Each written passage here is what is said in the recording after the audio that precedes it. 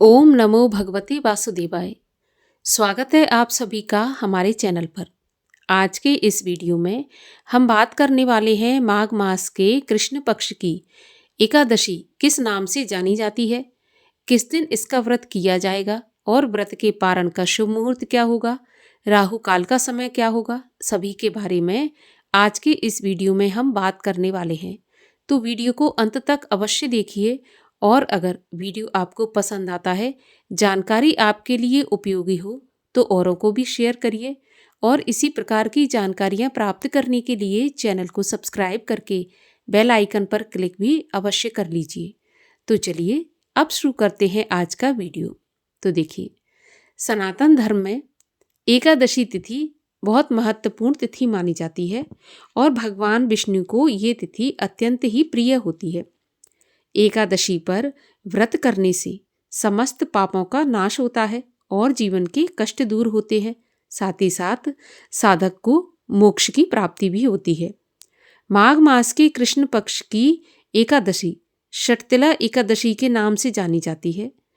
इस एकादशी में तिल का बहुत अधिक महत्व बताया जाता है।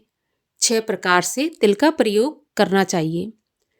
स्नान के जल में तिल डालकर स्नान करना चाहिए। दूसरा, तिल का उपटन लगाना चाहिए। थोड़ा सा तिल कूटकर और उससे स्नान करें। इस प्रकार तिल का उपटन करना चाहिए।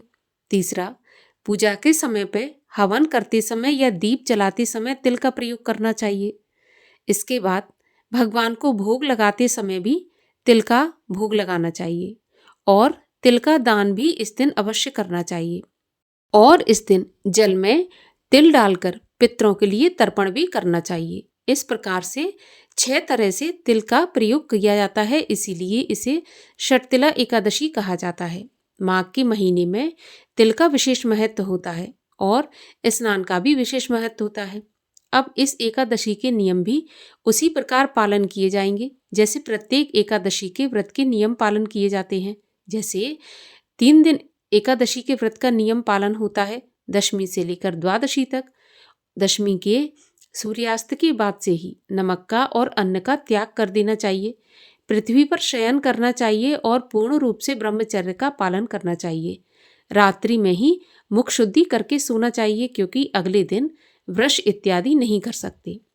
एकादशी के दिन व्रती को ब्रह्म मुहूर्त में उठने के बाद स्नान आदि नित्य कर्मों से निवृत्त होने के बाद भगवान सूर्य को अर्घ्य देना चाहिए। ध्यान रहे कि इस बार षटतिला एकादशी के दिन ही मकर संक्रांति भी है, तो इसका महत्व और ज़्यादा बढ़ जाता है। इस दिन सूर्य भगवान को अर्घ्य देते समय थोड़े से तिल भी अवश्य उपयोग में लाने चाहिए। तांबे के पात्र में जल लें और उसमें लाल चंदन डालकर थोड़े से तिल डालकर सूर्य भगवान को अर्घ्य दें।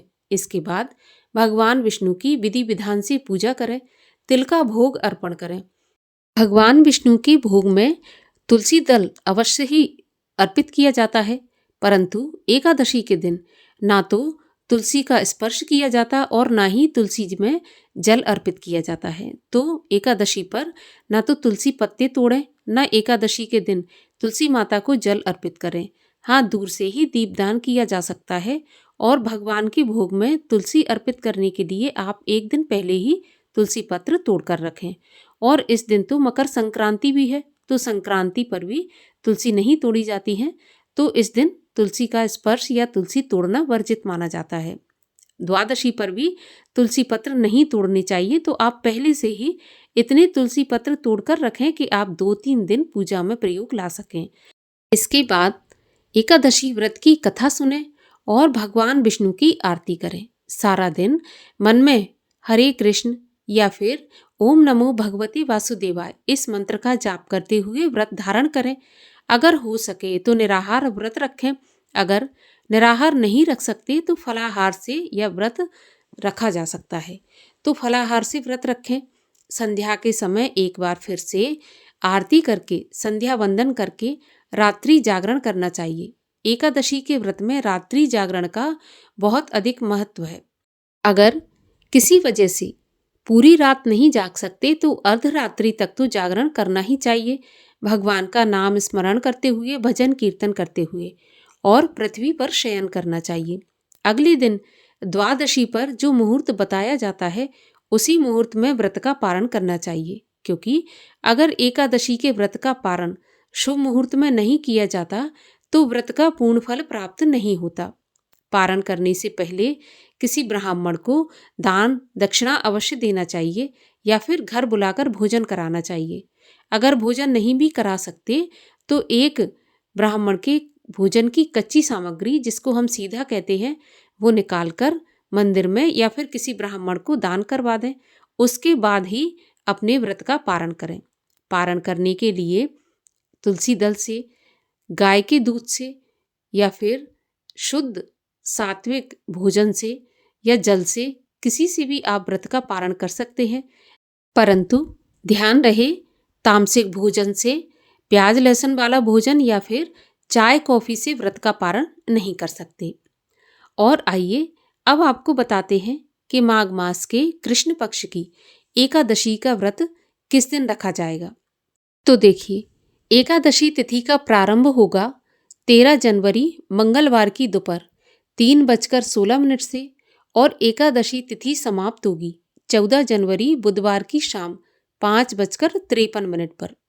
तो उदय तिथि के अनुसार शर्तला एकादशी का व्रत 14 जनवरी बुधवार को रखा जाएगा। 14 जनवरी को ही सभी वैष्णव जन और गृहस्थ जन एकादशी के व्रत का पालन करेंगे और इसी दिन मकर संक्रांति का त्योहार भी मनाया जाएगा। एकादशी व्रत का पारण होगा 15 जनवरी गुरुवार के दिन और पारण का शुभ मुहूर्त होगा सुबह 7:15 से 9:21 तक। इसी समय के बीच में व्रत का पारण कर लेना चाहिए।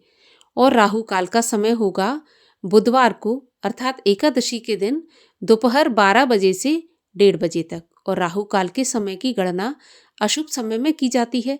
इस समय पर कोई भी पुण्य काम या फिर कोई भी दान, कोई भी नया काम शुरू नहीं करना चाहिए, क्योंकि राहु काल के समय में कोई भी शुभ काम अगर हम करते हैं तो वह शुभ फलदायी नहीं होता है। तो इसलिए राहु काल के समय में नहीं करना चाहिए। तो ये थी शर्तिला एकादशी व्रत से जुड़ी जानकारी। आपको पसंद आए तो लाइक करके औरों को भी शेयर करिए।